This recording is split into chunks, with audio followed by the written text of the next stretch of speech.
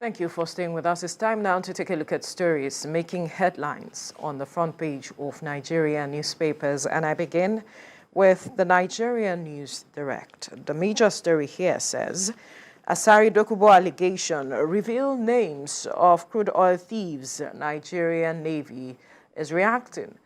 Asari Dokubo allegation reveal names of crude oil thieves. Nigerian Navy is reacting to the statement made by Asari Dokubo. Find all the details on the front page of the Nigerian News Direct. To the Vanguard newspaper now. Cabinet infighting as APC camps pitch for ministerial jobs. Cabinet infighting as APC camps pitch for ministerial jobs. And some riders here, lobbyists besiege Asurok. President may send list to Senate July the 4th. Special advisors may supervise ministers. All the details on the front page of the Vanguard newspaper. And to the Leadership newspaper, lobby for appointments begins as federal government mulls dissolution of boards. Lobby for appointments begins as federal government mulls dissolution of boards. All the details on the front page of the Leadership newspaper. To the Nation now. Akpabio, Abass, lawmakers will back Tinubu to deliver. We are here to work, says First Lady. Orderly rates President's performance high. All the details on the front page of the Nation newspaper. To the Punch newspaper now. Subsidy. Labour threatens strike, resumes talk with federal government. Pains becoming unbearable, strike suspended, not called off. NLC TUC, that's organized labor, speaking there. And to the front page of the Nature News, subsidy removal. NEC supports NADDC on mass production of electric CNG, that's compressed natural gas-powered vehicles in Nigeria. All the details on the front page of Nature News newspaper. Mike. Okay, I have the This Day newspaper here. And it's talking about CBN forex reforms aimed at transparency, liquidity, discouraging speculation. Pegs withdrawal from domiciliary accounts at $10,000 per day. Okay, that's what is going on right now. And that's the main story on this day. Daily Trust is the next one. 4 days to go. Over 15,000 Nigerian pilgrims yet to be airlifted. Over 15,000 Nigerian pilgrims yet to be airlifted. All right, Nakon Ahwan activate rescue flights, and tour operators intending pilgrims lament. Right, Sudan attacks June 28th, Eid al-Kabir. All right, you see all this on the front page of the Daily Trust newspaper. From there, let's go to The Guardian. The Guardian newspaper, households under pressure as new electricity tariff due July the 1st. Households under pressure as new electricity tariff due July 1. That's the Guardian newspaper. From there, let's go to National Economy. The National Economy is saying how Tinubu's government can improve ease of doing business. Stakeholders are preferring solutions there as far as the opinions and expert advice is concerned, how Tinubu's government can improve ease of doing business. That's the National Economy. Business Day is the next, and it says Nigeria back on the map as investors weigh reforms. Nigeria back on the map as investors weigh reforms. Okay, that's what Business Day has. A blueprint is where we're going next. And it says, on a wife of slain Kaduna monarch, bandits killed my husband, 4 sons, married with children. The curfew imposed in Plateau community, police beef up security. A chief imam of Ondo community kidnapped and freed. All right, all security issues there on the front page of the Blueprint newspaper. Bandits killed my husband, 4 sons, married with children. Really a sad one there. From the Blueprint, let's go to This Nigeria. This Nigeria says Imo, Kogi, Bayelsa, Goba polls Insecurity may disrupt exercise, experts warn. A call for extension of security deployment in hotspot areas beyond the election days. And urge INEC police to rebuild image with off-cycle polls. That's what this Nigeria has. Insecurity may disrupt exercise. Experts are warning. Recall that Imo, Kogi, and Bayelsa states are supposed to conduct their governorship election later in the year. Okay, from there, let's go to Abuja Inquirer, which is the last one we're looking at now. Park and Pay, FCTA, AMAC infighting stall commencement. Right? Park and Pay, FCTA, AMAC infighting stall commencement. Veronica? Right, Mike. Let's look at the story on the front page of the Punch newspaper. Labour is talking tough again. Recall that they held a meeting with the government June the 5th. That was then postponed, that the next meeting will be held June the 19th, which is today. And at that meeting with organized labor, the government said they were going to come up with a framework where they were going to have a tripartite committee to addressing issues that has to do with cushioning the effect of the removal of the fuel subsidy. And organized labor gave some of what they expect government to address, talking about increment in salaries to about 150 to 200,000, and then talking about ensuring that refineries work. And government, the president had even said that whatever they come up with should reflect the realities on the ground. And now Labour is reminding the government that, see, we only called off the strike. We only suspended. Suspended, rather. We did not call it off. We only suspended the strike. And so they are heading for a meeting with government today because they're saying this matter of fuel subsidy removal has become unbearable for a number of Nigerians. Well, the point there is Labour is meant to continually put government on its toes. So government does not forget the roles it's supposed to perform to the people, the promises it has made, and all of that. That is the role of organized labor. Absolutely. We understand from that perspective.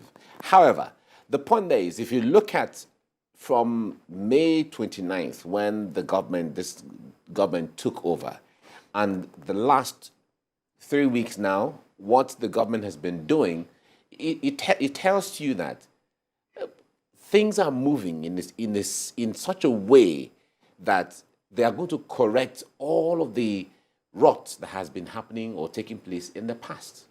Recall the president said when he was campaigning that hard decisions will be taken. Yeah. That hard decision is not going to be palatable to anybody. Recall the issue of oil subsidy removal. Just within one day, the issue of oil smuggling ended. We saw the reaction across our neighbors, the countries around Nigeria. So it tells you that something is in the offing in the right direction. A committee was set up that will look into minimum wage, that will look into palliatives, that will look into all of those things to cushion the effect. Labour is aware of that. Now, I want to believe that the issue of reminding government is just the issue of putting government on its toes to expedite action in the area that government has promised we're going to do this and we're going to do that and we're going to do that. Because the government, if you see what the president or this government has done, they are doing everything, checking all the boxes so far. The monetary policy that has come up, I believe Labour understands perfectly what all of that means and how eventually it's going to snowball into benefits for the Naira. We know that with the policy of the unification of the rates, as the case may be, of course, the Naira. The Naira had dipped, but it appreciated. So the point there is that it tells you some of these things. It's not a wand. It's not like a magic wand. You just wield it, and then what wasn't there disappears, and then something you want comes in. Or it's not like a chip where you remove that one, keep it aside, fix a new one. Oh, everything has become new. That's not how the thing is. So we want to believe, and I want to believe, that Labour is just only performing its role as a watchdog, as a pressure group, to keep government on its toes. If it is the issue of resuming strike, I believe that from their last discussion, there was an understanding when it comes to how is this thing going to play out? In fact, what is going to happen? At what point will this happen? And so on. And I believe that Labour is quite... In fact, the president, in his June the 12th Democracy Day speech, he acknowledged the impact of the removal of fuel subsidy. And he talked about sacrifices being made and how, at the long run, all of us will benefit from the sacrifices that will be made. And so some Nigerians have even called on Labour to begin to speak with its members, to look at what they can do for the government, because government alone cannot handle all of the issues that has to be addressed, speaking about palliatives. Labour has some transporters under its association. There are those manufacturers who are also part of Labour. There are those who have asked Labour begin to speak with these persons. So Nigerians will also need to understand what Labour has been doing on its path, speaking with these people to ensure that they begin to look at how to make some sacrifice, help the government so that at the end of the day, we all benefit from what the government is trying to achieve at the end of the day. We even expect them, it's not even to help the government necessarily, help Nigeria. Because the point there is, when we talk about smuggling of fuel, for instance, who are those who smuggle fuel? Right. Right? Who are the people who drive the trucks? You know, a truck that is meant for filling station A is taken to filling station B, and then from filling station B, there's one thing, and it's taken out of this country. Who does that? Is it me and you that we're not part of the any union as the case may be? Maybe after work. So the point there is, it tells you that if Labour also has a whole lot of role to play, like you have said. It's not even about helping government. Not even help government yet. Help Nigeria. Help Nigerians. You mustn't always resort to going on strike. Exactly. The refineries that are not working. Yeah. If Labour on its own says, we have unions within those refineries, and we must ensure that nothing untoward happen in those refineries, those things will work.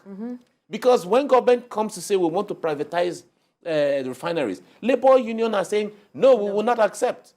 When the government says, okay, we want to carry out this policy, unions will say no. So if they are that powerful to prevent government from doing some of the things they need to do, as the case, then they are powerful enough to also keep an eye on its members working within the system. Influence their decisions. Influence their decisions. To the benefit of Nigerians. So the point there is that there are unions, even tanker drivers, crude oil, oil tanker drivers, they have a union. All the union is also affiliated to organize labor. There are so many of them. There are so many unions. Some are prominent enough that we hear. There are others that we don't even get to hear their names. So if Labour wants to be open enough to Nigerians and want to be proactive enough, of course, Labour in itself can say, okay, within our own ranks, what should we do? Because the moment you understand the vision of what the government is coming up with, then you work to see how you can align. And you work to see how the mechanism, the parameters you have, how do we ensure that we work everything to align with the overall vision?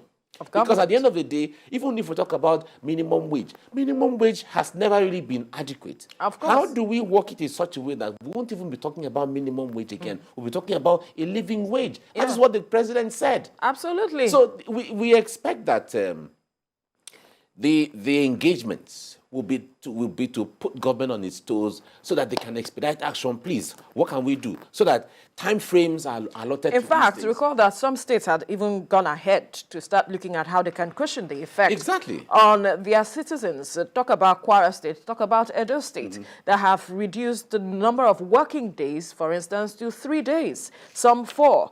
And they have said that, okay, we are going to look at virtual classrooms. Edo State even went ahead to increase the salary of workers from 30,000 to 40,000. Exactly. And they also said they were providing buses for teachers, for students, and that parents, so as to cushion the effect on parents. So also Kwara State was taking that And step. those states, Kwara and Kogi, Kwara and Edo State, are as they're taking those measures, they're anticipating that the measure the federal government is putting in place will eventually pay off ultimately. Absolutely. That's what we're saying. Yeah. So that's what we expect Labour to do. As much as you put government on its toes so that they work for the betterment of Nigerians and Nigeria as a country, you within your own ranks, you try to see how you can work things out, engage, and also deploy your instrument and all the apparatus to ensure that government's vision, ultimate vision, works. So if it's going to be a power play between Labour and government on the other hand to send signal that we're working, I don't think this is the time for to be talking about downing like tools that. and all of Exactly, that. because I am also expecting that some state governments will toe the line of Kwara and Edo states to look at how they can cushion the effect of fuel subsidy removal on their citizens, because you can't just leave it all to the federal government to do. The point there is some economists are concerned in the area of cutting down the number of days that workers are going to work. Because the moment you do that, it reduces the revenue that is meant to be, that's supposed to be accruable to the government on such days. Because when there is no work, then you don't generate any revenue. Now, it's not as if everybody will not go to work for 3 days, but it's going to be a shifting system. But there is an impact already. The moment you're not working at full swing, there's going to be an impact already in the system. So, but government has to try to balance how you're going to, make it easy or cushion the effect or impact of that on productivity at the end of the day. Of course. Yeah. But even in ensuring productivity, there are so many other ways. Just like we're talking of when it comes to appointments, there are so many ways of compensating people who have worked for you. Right. Not only by appointment, there are other ways too. Absolutely.